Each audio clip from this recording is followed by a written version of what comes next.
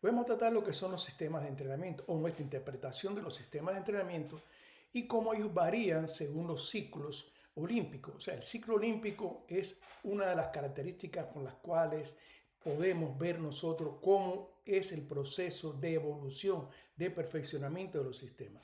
Y cuando pensamos en sistema, hablamos de sistema, no estamos en la periodización del entrenamiento, ni pensando en selección de talentos, no, o sea, estamos viendo como un proceso general en que tienes una serie de elementos que están estrechamente vinculados y con un objetivo final. O sea, todos tributan a un mismo objetivo. En este caso estamos vinculados o relacionándonos con lo que es el deporte de alto rendimiento, más que todo en lo que son medallas en campeonatos mundiales u Juegos Olímpicos. Ahora, una de las características por las cuales surgen estos sistemas nacionales, o sea, existe un sistema, pueden existir sistemas entre varios países, o sea, que toman o adaptan distintos países. Ahora, la adaptación y el sistema tiene muchos orígenes en las características del país, la regionalización. Por ejemplo, ya hemos hablado en otras veces que las características de la población cubana, caribeña en especial, es más hacia lo que es la fuerza rápida, a la explosividad, si la comparamos con países europeos. Otra de las características que tiene, por ejemplo, Cuba es su riqueza en los ritmos. El cubano es muy amante a lo que es la música y buen bailador, incluso ha creado muchos ritmos. O sea, la música, esa característica propia, la hace también eh, muy importante a lo que es al momento de cómo seleccionar qué tipo de sistema sería el más adecuado para lograr los mejores rendimientos. La otra cosa que tiene que ver es las características propias de la alimentación. Una alimentación de los países europeos fríos es precisamente un poco la grasa, predominan más aquellos productos de una gran cantidad de elementos, de calorías. En nosotros es más la comida clásica del caribeño, no es esa precisamente. Rechaza un poco la grasa, no son extremos de proteína, sin embargo aquellos productos más de carbohidratos que aportan estas calorías rápidas es más propio de nosotros. La otra característica es, por ejemplo, lo que es la educación. Y Cuba tiene tradición en lo que tiene unas universidades de hace muchos años y siempre ha tratado de buscar en que la educación en general tenga un desarrollo aceptable. Bien, dado estas características, uno de los deportes que son afines o que son una regionalización muy importante o muy fácil es precisamente el boxeo. No es casual, por tanto, que Cuba, en la cantidad de medallas que ha obtenido mundialmente, el deporte clave fundamental es el boxeo. El boxeo en el orden olímpico solo está superado por Estados Unidos en lo que se refiere a cantidad de medallas de oro. Es decir, que el deporte, en este caso cuando estamos hablando de boxeo, es una característica muy vinculada a las propiedades que tiene precisamente la sociedad cubana. Es la Escuela de Boxeo de Cuba un producto vinculado a la regionalización de las actividades competitivas. Veamos un poquito de historia. El boxeo cubano comenzó en el 1910 y fue precisamente un chileno el que se le considera como el primer boxeador, fue un boxeador profesional y de bastante buen nivel, el que fundó la academia, o que fue la primera academia de boxeo profesional en Cuba. Él como boxeador también tuvo combates en Cuba y el primer combate profesional se realizó precisamente en el 1910 en el Teatro Pairé. Teatro que actualmente es un cine, o sea, que se mantiene como lugar, aunque por supuesto muy transformado. Y fue construido, o sea, el nombre Pairé viene de su constructor, que fue un catalán de apellido Pairé en 1877. Es también importante recordar que el primer boxeador cubano profesional, ya hablamos de él, Kid Chocolate, en 1931 ya era campeón mundial, un muchacho de tez oscura, o sea, un negro, que regularmente siempre se ha pensado o se piensa que el boxeo es practicado por personas que son de poco, eh, costumbres o forma de conducción un poco brusca, y esto es todo lo contrario. Él fue reconocido como el hombre mejor vestido del mundo. Tenía una forma de vestir, un gusto al vestir que lo hicieron reconocer, que le dieron este título a nivel mundial. No fueron los cubanos que se lo dieron, fueron revistas internacionales, incluso europeas. ¿Son suficientes las condiciones ambientales, históricas para lograr un desarrollo que por 13 Juegos Olímpicos haya mantenido el deporte de boxeo dentro de los medallistas del mundo? No, eso no es cierto. Lo cierto es que están las condiciones, pero también surgieron unas ideas y un grupo de especialistas que formaron una escuela. Recuerden que cuando hablamos de escuela hay una gran diferencia en lo que es una escuela y lo que es un gimnasio. Un gimnasio se va a entrenar y usted termina muy bien, muy buenos equipos, todo. Pero una escuela, además del entrenamiento, está la formación del por qué se hace, de cómo se debe cuidar el deportista, cómo atender al deportista no solo en lo personal, sino también en lo familiar. Eso es una escuela. ¿Y cómo surge esa escuela? Bien, esta escuela comenzó como un centro especial, pero en un centro tampoco hace nada. Son los hombres los que lo hacen al centro importante. Una característica importante a destacar en esta escuela es la formación de los entrenadores. Esta es otra equivocación.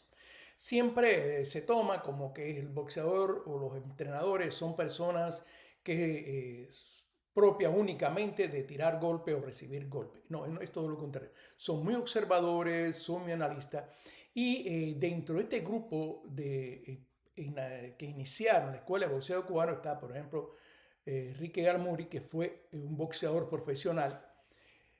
Por supuesto, la vida profesional en Cuba terminó ya en el 61, y se frenó. Ya era antes boxeador profesional y fue el primer especialista de boxeo, además de boxeador, que era entrenador, el que defiende una tesis doctoral, fue en Ucrania, ya fallecido.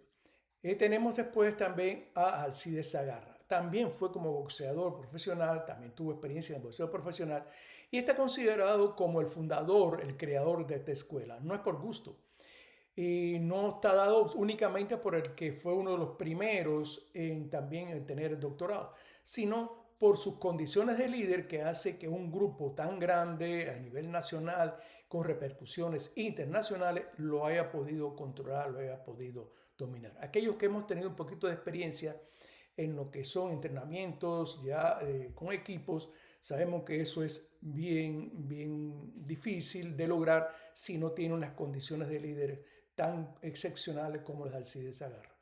Después también tienen otro que fue entrenador del equipo nacional, pero bueno, ya después de la época del deporte profesional, que fue Pedro Díaz. Otro que un gran prestigio internacional es Pedro Roque, perdón, Misael González, y otro que, aunque no cogió el título de doctorado, sí fue un boxeador profesional de bastante buen nivel, que fue Sarbelio Fuentes. Recientemente ha sido reconocido como uno de los grandes entrenadores de Brasil. Muchos de ellos han trabajado no solo en Cuba, sino en otros países, y han podido implantar, o más que implantar, adaptar la escuela cubana. Tanto es así como, por ejemplo, el entrenador del equipo olímpico de China, Raúl Fernández, también, que lideró ahora con 3 medallas de oro y 2 de plata en los Juegos Olímpicos de Francia, él llevando el equipo femenino de boxeo de China. O sea, un cubano dirigiendo el equipo de boxeo de China. O sea, vean ustedes hasta dónde ha llegado esa escuela que hicieron estos especialistas, que iniciaron de una forma muy rústica, pero fueron aglutinando y trazando tareas y adaptando lo mejor de lo mejor. Hay otros especialistas también, o sea, dentro de esta escuela, como es la cátedra de boxeo del Instituto Superior de Cultura Física, liderado por Jesús Domínguez, también tuvo Llanes, y hace que sea un conjunto general, o sea, este conjunto, el que formó esa escuela. No eran gimnasios realmente.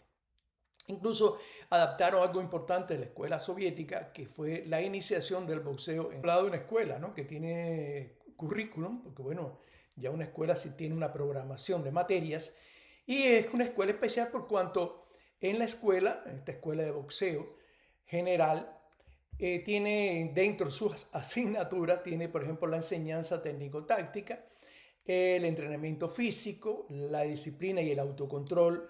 Me consta que son muy exigentes en lo que es la disciplina y en exigir a los deportistas que tengan metas y cómo llevarla a cumplimiento. La predisposición psicológica en equipos de nivel siempre cuentan con psicólogos ya de experiencia y la preparación para la competencia, además de llevar la periodización clásica, llevan un sistema que también lo que le llaman periodo directo de la competencia. Desde la época de Garmuri, ya ellos empezaron a cómo adaptar ese sistema. Hay otros deportes en Cuba que lo utilizan, el voleibol lo utilizaba también el atletismo, por cuanto este sistema es adaptar ya la preparación a lo que son los ciclos de competencia. Recuerden que el boxeo amateur son varios combates, no uno solo, no es como el profesional, y que eso tiene un sistema que le llaman periodo directo de la competencia. Bien, el crear una escuela, un sistema ya es suficiente en lo que es deporte de alto rendimiento, por supuesto que no. Y esto pensamos que pasó en Cuba ya y se reflejó, o se hizo bien claro en el Juegos Olímpicos 2008. El sistema empezó a tener mermas, yo diría que ya en general sustanciales en el 2000. Se retiraron o pasaron otros entrenadores a trabajar en otros países, algunos entrenadores fueron separados, la formación del especialista mermó en gran medida, producto de los cambios de la época, de aquella época. El campo socialista, que era fuente fundamental de entrenamiento, de aportes de nuevas tecnologías, desapareció en los Juegos Olímpicos ya en 1992. Y aparentemente Cuba no supo cambiar, no supo detener cómo perfeccionar su escuela. Y esto se reflejó ya en los Juegos Olímpicos del 2008. Otros países fueron mucho más, previeron mucho más todos estos cambios, como es el caso de China.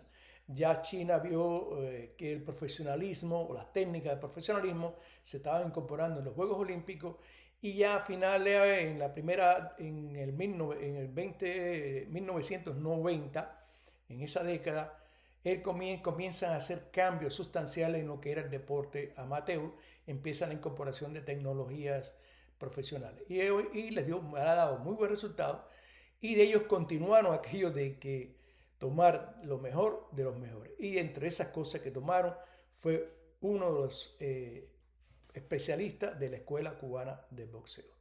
Gracias.